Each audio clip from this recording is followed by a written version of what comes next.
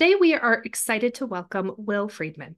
Will became president and CEO of the Cleveland-Cuyahoga County Port Authority in June of 2010. Under his leadership, the Port of Cleveland has experienced a resurgence in maritime trade and long-sought diversification of cargo types, and has worked to solidify Cleveland's position as a leading international hub. Will has more than 25 years' experience in port management, real estate development, the international supply chain, and multimodal distribution. He served as Vice President, Ports and Logistics for Duke Realty Corp. Before joining Duke. He was CEO of the Ports of Indiana, and prior to that, Will spent 10 years with the Port of Seattle, serving in a variety of management roles. He is the president of the American Great Lakes Ports Association and serves on numerous industry and civic boards, including the Executive Committee of the American Association of Port Authorities, Green Marine, the Northeast Ohio Development Fund, the Northeast Ohio Area-Wide Coordinating Agency, and the Cuyahoga County Economic Development Commission. And he is a graduate of Leadership Cleveland class of 2012. Please welcome Will. Thank you, Rachel. Great to be with you. Hi, everybody. I presume everyone is hearing me loud and clear. Great. I see heads nodding. I am going to try to share some slides and run through some slides in 10 or 15 minutes or so, and leave what should be the second half for some Q&A. I'll try to give you sort of the high level important points about our port, and I'm sure I'll be generating some questions. So bear with me a second here as I share my screen. There we are. Oops, okay. See if I can push that out of the way. Great. Okay. You should be seeing slides at this point. I hope so. Let me know if there are any problems. Whoop, those just moved without my intervention. Okay. All right. So a few quick facts about the Port Authority. First of all, what are we? What is the port? Well, we're a public agency. We exist under state law, and we were brought into existence back in 1968 by action of the county, Cuyahoga County, and the city of Cleveland. Therefore, our formal name, which we don't use all that much when we're marketing the port, is Cleveland-Cuyahoga County Port Authority. So we fall under the sort of hybrid city-county port authority under state law. You can also have a city-only port or a county-only port, or you can have the combo. And so we are county-wide here in our county. You'll see the bullets on this slide are our economic impact numbers. Those are very important numbers. They represent the economic output in our county and in our region from shipping through our harbor, over which the Port Authority acts as sort of the custodian and the champion to ensure that shipping and navigation through Cleveland Harbor can occur unimpeded. And in fact, we have capacity to grow into the future. It includes the jobs and business revenue and all the spin-off economic activity generated by all the industries that are up the river, up the Cuyahoga River, all the way to the steel mill at the head of the navigation, as well as what occurs in the outer harbor. So if it's touching the navigable water and there's shipping involved, then we've picked that up in the economic impact analysis that we do every 5 years or so. I already mentioned we're a special purpose agency under state law. So who is the governing board? And as I took a look at who had signed on, I saw that our vice chair, Peggy Zone Fisher, was on. Thank you, Peggy, for joining. I think our chair, Stephen Holmes, chair of the port board, was he'd RSVP'd. I'm not sure whether he signed on or not, but if you're here, thank you, Stefan. And there could be some other port board members, but there are 9 appointed members of the port board, 6 appointed by the mayor of Cleveland and then confirmed by city council, and 3 appointed by the county executive and then confirmed by county council. Everything we do, I think, fits into really 3 buckets: maritime, cargo, and shipping, which I'll talk about a little bit more here in a moment, development finance, and infrastructure. Very quickly, you see here in front of you a map, and this depicts the St. Lawrence Seaway and the Great Lakes navigation system. I just wanted to give you a quick visual. Ships enter from the upper right through the Gulf of St. Lawrence, and they transit all the way down through the St. Lawrence River. At about Montreal, they hit a series of locks that starts moving them up in elevation from sea level. And those locks get them into Lake Ontario. And then when they're transiting between Lake Ontario and Lake Erie through what's called the Welland Canal, they hit another series of locks to get them to basically bypass Niagara Falls and get them up and down the elevation change, the abrupt elevation change that creates Niagara Falls. There's another set of locks at Sault Ste. Marie as well, which ships have to go through to get up into Lake Superior or back down into the lower lakes. That comprises the navigation system that stretches all the way to Duluth, Minnesota on the west, about 2,400 miles. And ocean-going ships can come all the way into the heartland of North America. It's quite a remarkable system that we tend to take for granted, but we should not. It's a real feat of engineering. So quickly here in Cleveland, in talking about cargo shipping in our port, I'm not going to go through all these facts here you see, but the photo you see is our main general cargo terminal sitting between the mouth of the Cuyahoga River and essentially Brown Stadium. That's where we handle all the international shipping in and out of the port. And it's a very efficient facility, easy to get to for ships. It's got excellent highway and rail access, and we have room to grow and increase our business at our facility. And we've been making investments to modernize that facility over the last 10 or 15 years so that we're going to be competitive and efficient for years to come. The other facility, cargo handling facility that the port owns and operates, is the bulk terminal over on Whiskey Island, if you're familiar with where that's located. Very different sort of facility that mainly handles iron ore, which you can see in the photo. It gets transferred from bigger ships to somewhat smaller ships that go up the river, which really aren't very small. If you've seen them going up the river, they're still large freighters carrying the ore up to the steel mill. And we do have the capacity to handle other bulk commodities at that facility as well. Very important point in the supply chain of iron ore to our steel mill here in Cleveland, which is the largest steel mill in the state of Ohio, and feeds a very large ecosystem of companies that take the steel and then turn it into things we use and touch in our everyday lives, like our cars, our appliances, battery casings, food cans, et cetera, et cetera. So I want to shift gears from shipping to development finance. Ports in Ohio are a little bit of an anomaly around the country in that we act as regional development finance agencies as well as traditional shipping ports because state law allows us to do so, and it's been refined over the years in order to give us more capabilities. So we will issue what are called project revenue bonds of various types for lots of important catalytic real estate development projects here in our county and sometimes even outside of our county.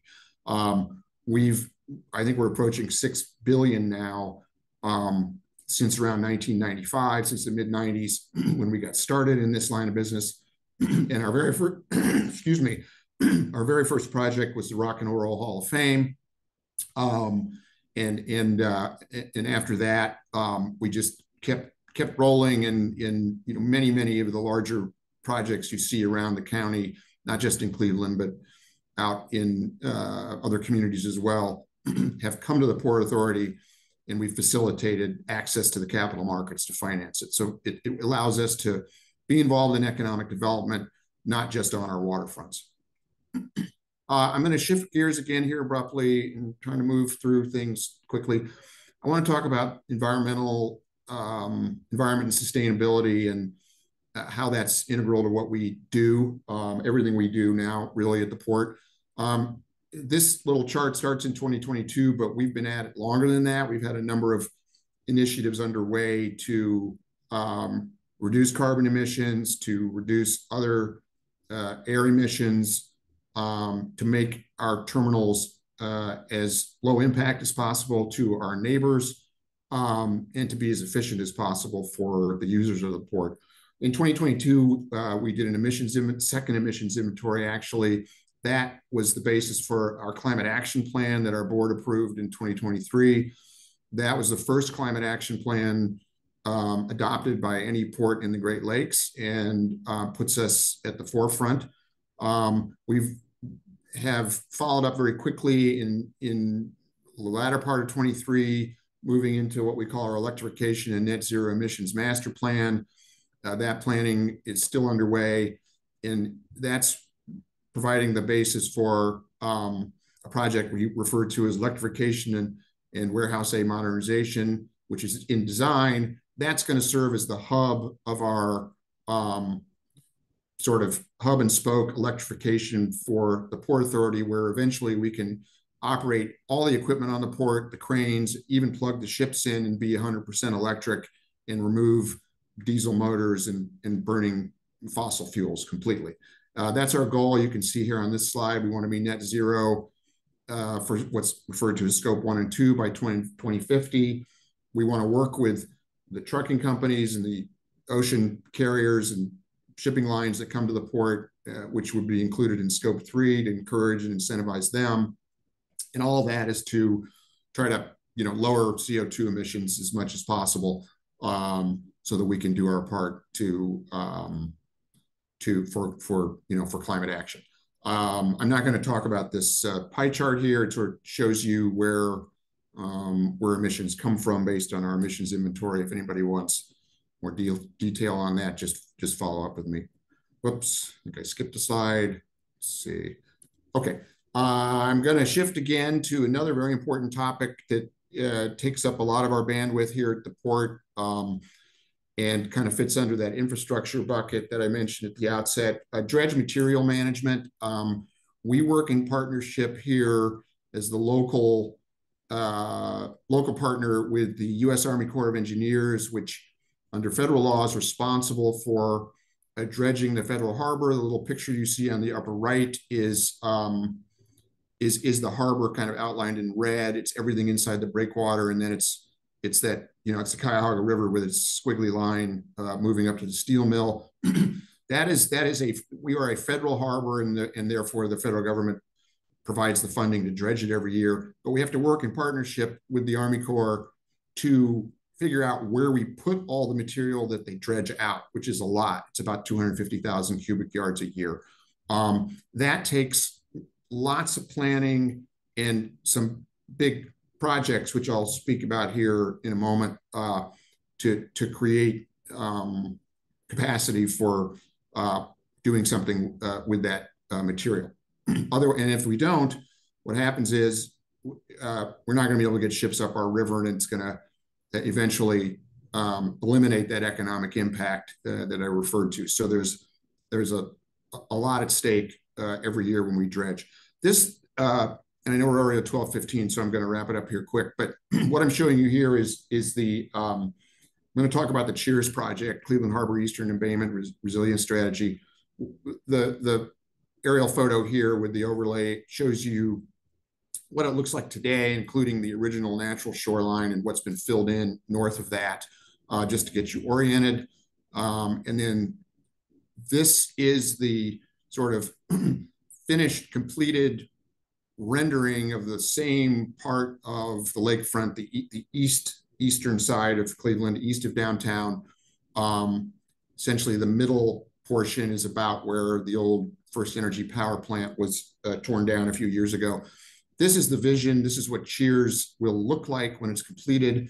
The new landmass area out into the lake is going to be created from dredge material, and it gives us a place to put dredge material for at least 20 years.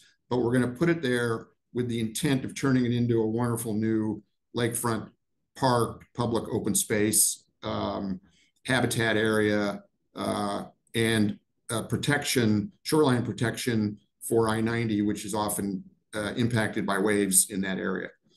I already touched on, I think, most of these bullets here. You can see we have, this is all about partners, and we've got many strong partners in the Cheers project. The Port and Cleveland Metro Parks are the co-leads. We are doing I guess, the foundational work, you'd call it, coming up out of the water to create a platform, and then Metro Parks will come in and do what they do so well and put in a wonderful, new lakefront park and open space. City of Cleveland, of course, is an important partner for us. Ohio Department of Transportation. BEL stands for Black Environmental Leaders. That's a nonprofit that working very closely with us to make sure we are communicating and have outreach into the neighborhoods that's going to be effective.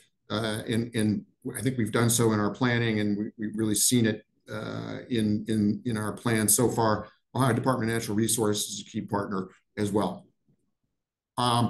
Very quickly here, so I leave a little time. Irishtown Bend, again, the same, I think,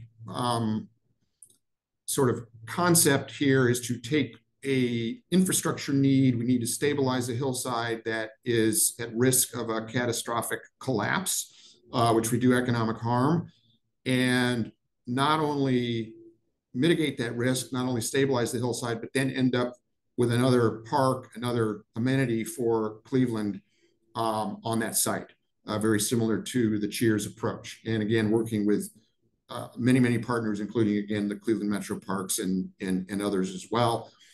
I won't go into all the details here. Just suffice to say that it has to be fixed. The good news is it's underway. We're well into the project now. And probably within 12 to 18 months, the stabilization will be done, and then the park development can begin. Don't have time for the technical side of things here, so we'll skip that. And that brings me to the end. So I'll take a breath, and you all can jump in with any questions or comments for me. Great. Well, thank you. So let's stay on kind of the riverfront development. So in addition to Irishtown Bend, there's new development happening closer to kind of the Cavs, the Gateway area. Can you talk about the role that the port is playing in the development and in partnership with Cavs and Bedrock? Yeah. So we're, we've been in communication and talking with Bedrock and the City of Cleveland and other partners, and we're excited about the potential for that project. There are no port facilities in that area other than just the ship channel itself, which of course the project would not encroach into. So we're very excited about the potential to essentially expand the downtown down into that portion of the river. We'd love to be able to work with Bedrock on the financing side of it, and some of those conversations have already occurred. And then same over here on the lakefront around Brown Stadium. I'm pointing over my shoulder here to it. We've been part of the planning, both for the improvements that could occur on the lakefront itself and the transportation improvements to allow for better access, the land bridge in particular, to get built and drop down onto the lakefront. The planning is critical. We need to get that right. It's the secret to, I think, these developments serving multiple stakeholders is the planning side of it, and I think there's been a really strong planning effort so far. As we see the access to riverfront, access to lakefront develop, how do you work with those involved to balance the shipping lanes that are on the river and out into the lake with the recreation use and maintain that safety? Yeah, that's a challenge in Cleveland because, for anybody who's been out on the water, especially on the river, it's narrow. And we have these big ships that, are moving back and forth, even out in the outer harbor. There's big ship traffic. And good news is that our water quality is so much better, and the attractiveness of the river and the lake are, at their highest point ever, really, at least in the industrial era. And so people want to get on the water. They want to come down with a stand-up paddleboard or a kayak, or get in their boat. So there is a safety task force that we're a part of, along with the Coast Guard, along with other local agencies and stakeholders, and everyone works really hard to try to, put the safety measures in place that are going to allow all that to happen at the same time. It can be a little bit of a cacophony with so much going on, trains and boats and bridges going up and down and large ships and but it's also why it's an attractive place. So I think going forward, as long as we're all working together collaboratively, we'll get it figured out and we'll be able to keep people safe. Everybody always needs to use good common sense and follow boating rules and keep themselves out of harm's way. But I think we've been managing so far with the increase in recreational use as well as shipping, and I have no doubt we'll be able to continue. How might the port be involved in discussions around the future of Burke? Would it be a possible site for expansion of port operation? And how do the landfills there affect possibilities? Yeah, good question. So no, Burke itself wouldn't be a place where we would look to expand port operations. There are some existing very important port-related operations in the confined disposal facilities where we process the dredge material and we permanently store a portion of it. We do both those things there. Those were built by the federal government, the Army Corps of Engineers. They sit between the airfield and the lake. Those would remain operational until they reached capacity, and then they could transition into something else down the road. And we're going to work very closely with the city as they move forward. Nobody's clear on timing yet. I think even the city would say, look, we've just released a couple of studies and they're sort of indicating that they look like they could lay the groundwork for moving toward a closure of Burke. So we would just work hand in hand with the city in terms of how long are we going to need to continue to use those CDFs until we could transition over to Cheers, which I spoke about. And that is the plan, is to use the CDFs today until we have capacity coming online at Cheers. And that it's it's going to be tricky. We have to get a lot done in terms of planning and through the regulatory process on Cheers within about a 5 or 6 year time frame. So, and then we're going to kind of have to overlay that with whatever is going to be happening out at Burke. So stay tuned. There'll be lots of things to learn about on that topic. As you look at the other ports, major ports on the Great Lakes, how does our port compare to them, both financially, but also more importantly, civically or environmentally? Is there collaboration? Well, we're much better to begin with. So, have to say that. But no, we are. I mean, we set out to be the premier port on the Great Lakes. I think we've achieved that status here. We started something called the Cleveland-Europe Express, which I didn't mention. It's the first and still the only container service offering transportation of shipping containers to and from Cleveland to Europe and other parts of the world. And so we're really known in the marketplace, if you're in the shipping industry, as the innovator and the leader here on the Great Lakes. We are one of the larger ports on the Great Lakes. We're one of the most active ports on the Great Lakes. With our climate action plan, with the investments we've been making in our infrastructure, with our commitments to be part of what's happening in the civic realm and with development here in Cleveland, I can tell you that the other ports on our system, the users on our system, they all look to us, and quite often they end up emulating what we do here. So we're proud of what we've been able to achieve here in the last 10 or 15 years. So let's stay on the line of being kind of the innovator and at the forefront. What are some of those opportunities, visions, next steps that you have in mind for the port here? Yeah, good question. I've worked probably, I've been here almost 15 years, and we started with Irishtown Bend almost on day one, and here we are. It took a long time. So we want to get Irishtown Bend done. We're close to the finish line. 18 months away, and we're going to be thrilled when we can essentially, hand over the keys to Metro Parks and others to keep moving that forward toward park. Cheers is a 20+ year project. And so we're going to be working on that for a long time. And we've gotten off to a very fast start. Along with Metro Parks, we've raised $6 million for planning and design. We're probably at about 40 or 50% design on that project, and really sort of through planning. And we're moving quickly into regulatory approval. And we hope to be potentially into construction by 2026. So that's going to occupy a lot of our attention here moving forward. We want to continue to make our port the best shipping port on the Great Lakes. We've just sort of put our toe in the water with container shipping. We've established that it's viable.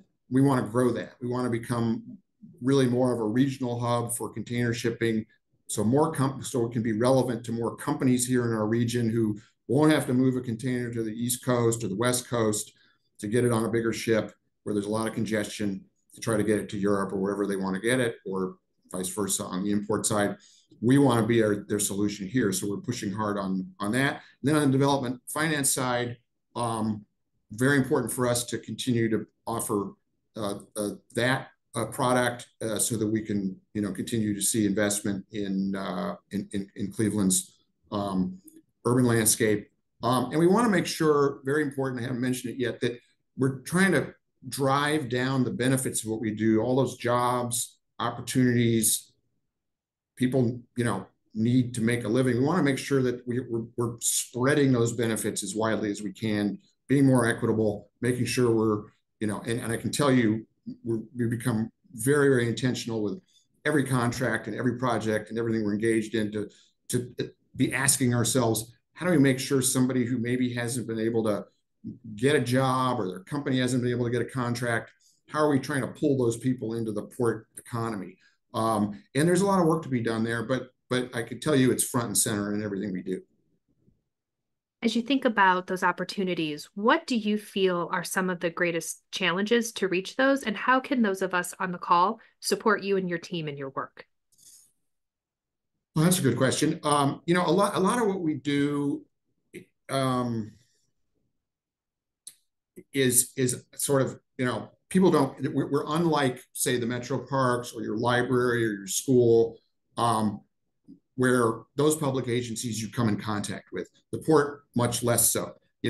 We're secured, we're fenced off, we're like an airport.